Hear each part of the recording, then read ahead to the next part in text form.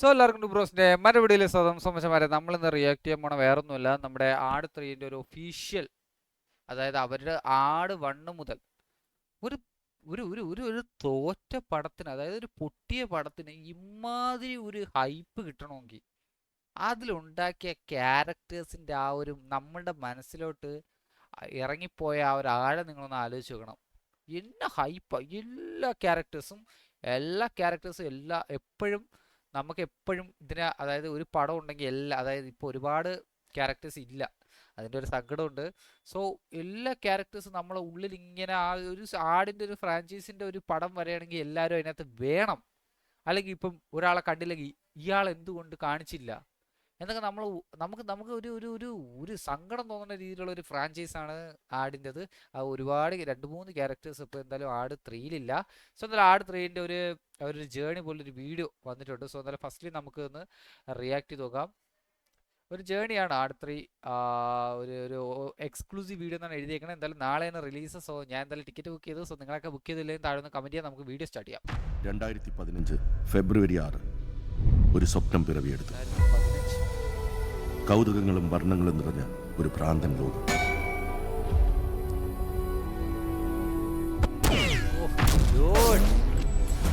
പക്ഷെ തിരശീല ഉയർന്നപ്പോൾ ലോകം അതിന് തയ്യാറായിരുന്നില്ല. തിയേറ്ററുകൾ നിശബ്ദമായി, സ്ക്രീനുകൾ ഇരുണ്ടു. ആട് ഒരു ബോക്സ് ഓഫീസ് പരാജയമെന്ന് വിധിക്കപ്പെട്ടു.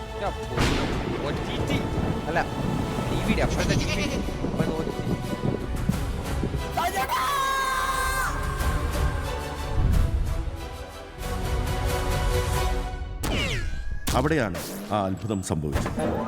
സാറ്റലൈറ്റ് ഡിജിറ്റൽ ലോകത്ത് ഒരു വിപ്ലവം തുടങ്ങുകയായിരുന്നു.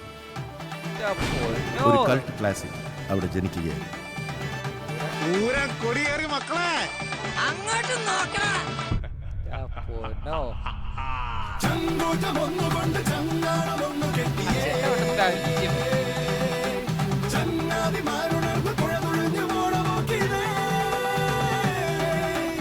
ഷാജി പാപ്പനും ഡൂഡും അറക്കലബുവും ക്യാപ്റ്റൻ ക്ലീറ്റസും ഷർബത്ത് ഷമീറും സാത്താൻ സേവ്യറും പി ശശിയും, അങ്ങനെ ആടിലെ ഓരോ കഥാപാത്രങ്ങളും ലോകമെമ്പാടുമുള്ള മലയാളി കുടുംബങ്ങളിലെ അംഗങ്ങളായി മാറി.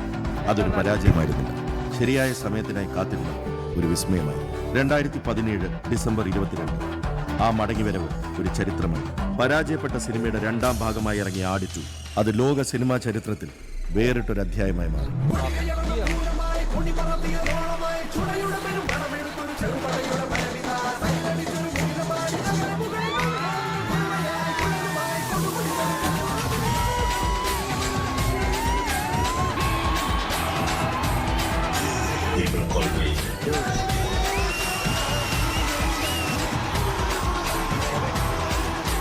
ഞങ്ങൾ വീണ്ടും വരികയാണ് ആട് 3യുമായി. ഇപ്പോൾ ലക്ഷ്യങ്ങൾ വലുതാണ്, ഈ യാത്ര ഐതിഹാസികമാണ്.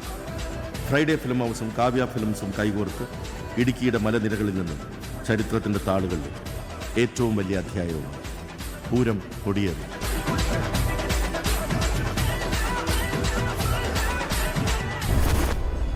എൻ്റെ ബാക്കിൽ ബാങ്കോക്കും മുന്നിൽ മയാമിയുമാണ്. Come to daddy. പറഞ്ഞ ഓരോ ഒരു മിനിറ്റ്, പരസ്യം അല്ലാണ്ട് തന്നെ വന്നോളും. നിങ്ങൾ അതൊക്കെ കണ്ടാൽ മതി. ഇതിലിരുന്ന് പരസ്യം കാണണ്ട, അല്ലെങ്കിൽ ഒരുപാട് പരസ്യമായിട്ട് ഇവിടെ സഹിക്കാൻ വയ്യ.